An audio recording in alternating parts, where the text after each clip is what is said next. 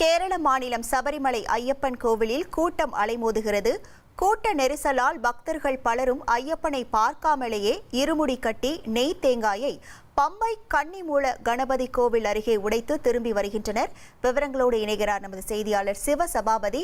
வணக்கம் சிவசபாபதி, எவ்வளவு நேரம் காத்திருப்புக்கு பின் பக்தர்கள் அங்கே அனுமதிக்கப்படுகிறார்கள்?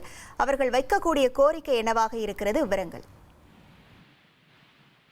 சபரிமலை ஐயப்பன் கோவில் மண்டல பூஜைக்காக திறக்கப்பட்ட 2ஆம் நாள் இன்று பாத்தீங்கன்னா கிட்டத்தட்ட இதுவரை 2 லட்சம் பக்தர்கள் தரிசனம் செஞ்சிருக்காங்க. இது மட்டும் இல்லாம பம்பையிலிருந்து சபரிமலைக்கு ஏற கூட்டமும் மிக அதிக அளவுல இருக்கு. இவங்க எல்லாமே பல இடங்கள்ல தடுத்து நிறுத்தப்பட்டு சபரிமலைக்கு அனுப்பப்பட்டு வர்றாங்க.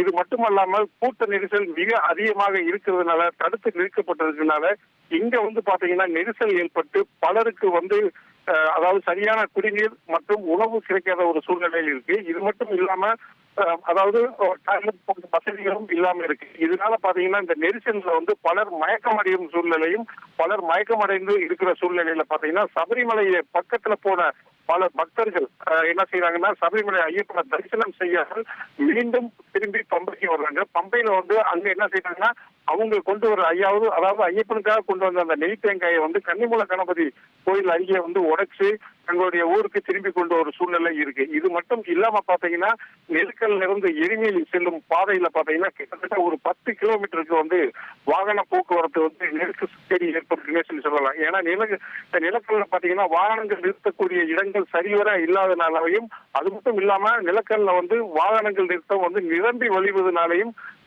இந்த வர்ற வாகனங்களுக்கு எல்லாத்துக்குமே நிறுத்துவதற்கு உண்டான இடம் இல்லை. அப்படிங்கிறதுனால 10 கிலோமீட்டர் வரை வாகனங்கள் காத்து நிற்கும் சூழல் ஏற்பட்டுள்ளது.